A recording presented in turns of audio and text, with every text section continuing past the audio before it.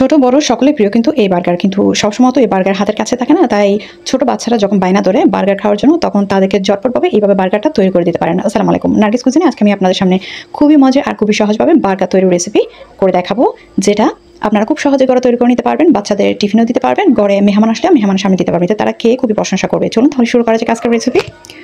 প্রথমে আমি মুরগি মাংসগুলোকে ছোট ছোট করে টুকরো করে এগুলোকে আমি ম্যাজিক মশলা, একটু লাল মরিচের গুঁড়ো, লবণ দিয়ে খুব ভালো করে আমি এগুলোকে ম্যারিনেট করে রেখে এগুলোকে একটু তেলের মধ্যে ফ্রাই করে তারপর চুলা থেকে তুলে নিয়েছি। তারপর সেম চুলার মধ্যে আমি দিয়ে দিয়েছি।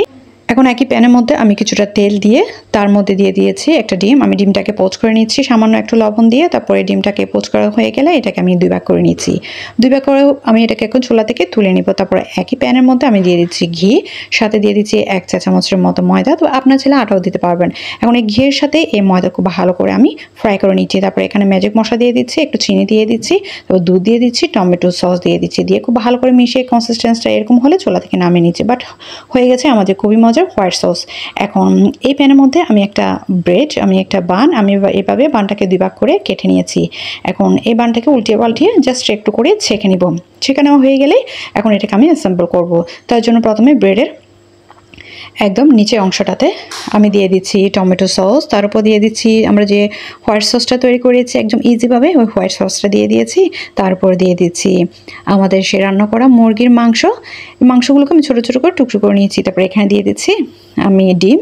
এই অ্যাসেম্বলটা আপনাদের পছন্দ মতো করে দিতে পারেন। কেউ চাইলে প্রথমে এই সসটা দিতে পারেন, তারপর টমেটো সস, তারপর হোয়াইট সস, তারপরে এই মাংস, ডিম আপনাদের পছন্দ মতো অ্যাসেম্বলটা করে নিতে পারেন। তারপর আমি এখানে শসা কুচি দিয়ে দিচ্ছি, টমেটো দিয়ে দিচ্ছি, সব কিছু দিয়ে খুব ভালো করে উপরে ব্রেডে আরেকটা অংশ দিয়ে আমি এটাকে ঢেকে দিচ্ছি। এভাবে করে কিন্তু আপনারা খুব সহজে ঘরে আপনারা বার্গারটা তৈরি করে নিতে পারেন। যখন বাচ্চারা বায়না ধরবে বার্গার খাবে, তখন আপনারা খুব সহজে মজা করে এই বার্গারটা কিন্তু তৈরি করে তাদেরকে দিতে পারেন। এতে তারা খুবই খুশি হবে এবং বায়না ধরবে বারবার আপনাকে এরকম বার্গার তৈরি করে খাওয়ানোর জন্য। আপনারা চাইলে এই বার্গারটি বাচ্চাদের টিফিনেও দিতে পারেন, মেহমান আসলেও দিতে পারেন। আপনারা চাইলে ঘরের সবাই মিলেমিশে বার্গার এভাবে করে বানিয়ে খেয়ে নিতে পারেন। আশা করছি আজকের রেসিপিটি আপনাদের খুবই ভালো লেগেছে। ভালো লাগলে অবশ্যই চেষ্টা করবেন, আর ভালো লাগলে আমার চ্যানেলটি সাবস্ক্রাইব করতে ভুলবেন না। সাথে এই রেসিপিটি শেয়ার করে দিন আপনার ফ্যামিলি ফ্রেন্ডসকে।